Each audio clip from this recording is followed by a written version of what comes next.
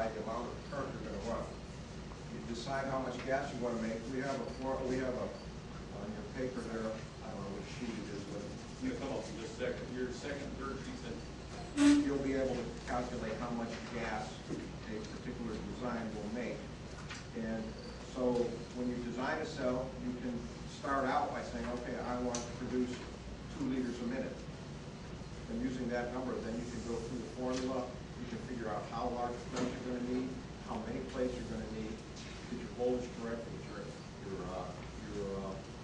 current density correct. So you can, we're going to touch on that a little bit, but it'll be in more detail on your sheet there. First, we want to get rid of our heat. Okay. How do you control it? Well, you notice I said we're going to take water and we're going to put a catalyst in it. Just like a battery, when our density is low, the battery is discharged, our specific gravity is down, it doesn't produce much. If we have a stronger specific gravity, now that battery is going to be able to produce more. And how do we get this specific gravity up? We charge the battery. But we can change our catalyst that we're putting into our water to change the conductivity of that material. If we have a little bit of catalyst, that given plate might pass 2 amps through it. We put a little more catalyst in it, maybe it's up to 5. We put more catalyst in it, it might be up to 20. The hydrogen generator that I'm going to show you that's out of my tempo, it's out of there right now. We've got it out for a specific reason to show you a problem. Okay? The way mine's constructed, it works great, but it has its problems. Newer units have eliminated these problems or severely reduced them. Okay? I've had it, depending upon how much catalyst I've put in it, take as little as 2 amps. It didn't produce a lot of hydrogen. I've taken the exact same cell and had it pulling over 30 amps just by changing the amount of catalyst. And it produced a lot more hydrogen. It also created a lot more heat, which we want to avoid. So there's a balancing act there. How much do you want it to produce on any cell that you built, no matter what it is, versus how high it's going to get, how hot it's going to get. So you can play with the volume of catalyst and change that. That's one way. Guys, how do we cool off the engine? We use a radiator, heat exchanger. We can take one of these cells and add a little pump or use another method of circulating it and run it through a heat exchanger and cool it off. That works very, very well. If you put a doggone little computer fan on the front of that heat exchanger and blow some air through it, you can really remove a lot of heat. So you can crank this thing up, make huge amounts if you have a cooling system on it. Now, what's heat do? It rises. So if we make our cell and we mount it here and we put a reservoir up here, as the cell gets hot, the heat's going to rise and fluid's going to come up to the reservoir. Or we have cooler liquid which is going to drop and it will come down into the bottom of our cell and fill. So now we don't even need a pump. Because of heat convection, it will circulate. We can use a pump, but if we set it up right, we don't need one. Convection will make it circulate. And if we put a small radiator in there, a heat exchanger, cool it, now we've got an automatic built-in cooling system that works pretty easily. Of course, when you're sitting still, you don't get much airflow. But isn't that like a radiator too? We put our electric fan on it, so when we're sitting still, we turn it on. So we can run that little fan all the time, we can run it when we need it, or we can just not make that heat in the first place. Okay. Yeah, we're better off not to make the heat in the first place. It's easier. Well, that too, to make heat, you're wasting energy. Yeah, we're not efficient. You're making heat. You want to make hydrogen. Yeah, we want to save energy, not burn it up. Okay, and we can control the current. There's things called pulse width modulators. All of you are familiar with it. They work on duty cycles. We know what a pulse width modulator is in this business. Can you hook one up so when you get to 15 amps that it stops and it will not allow it to go more than 15 amps because it stops operating the pulse width? The answer is yes.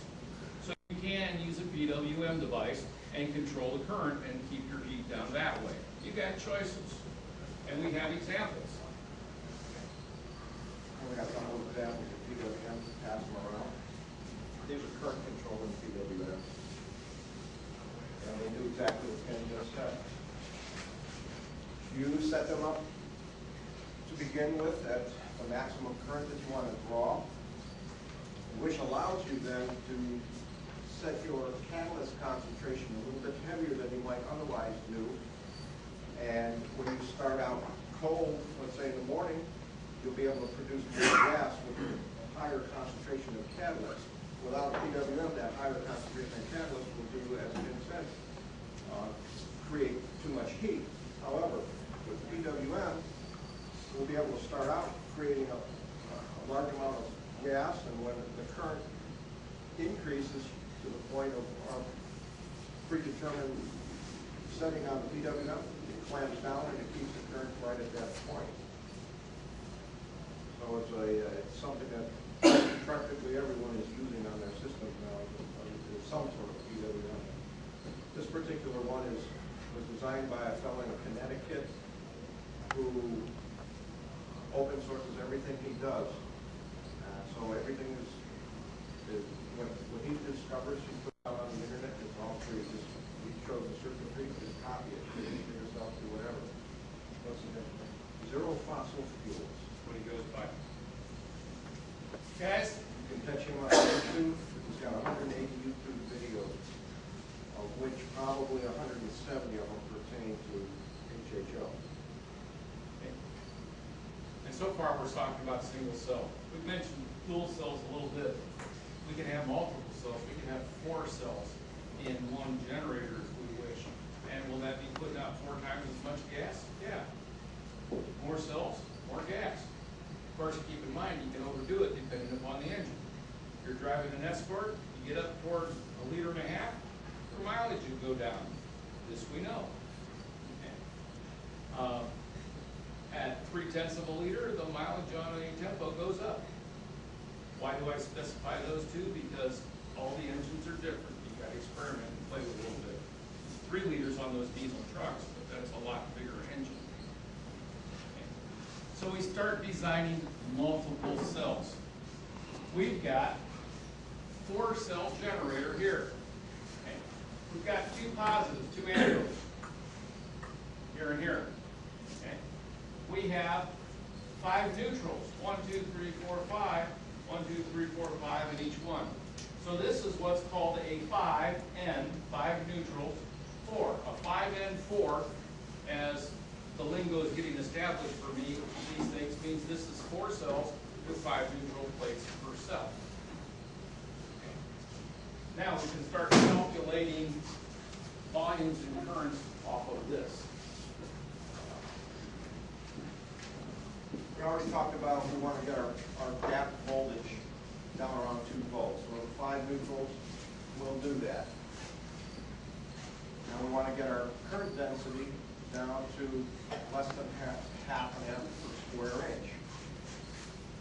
When we take a system like this and we put in a set amount of current, for instance, on the example. Let me throw in real quick in your handouts. You have a page, a couple of pages that have nothing but lines. Those lines are this. That's the positive and neutral. So if you want to make notes, or if you later want to do calculations and try to design your own cells at different rates, you've got a form or an example where you can do that.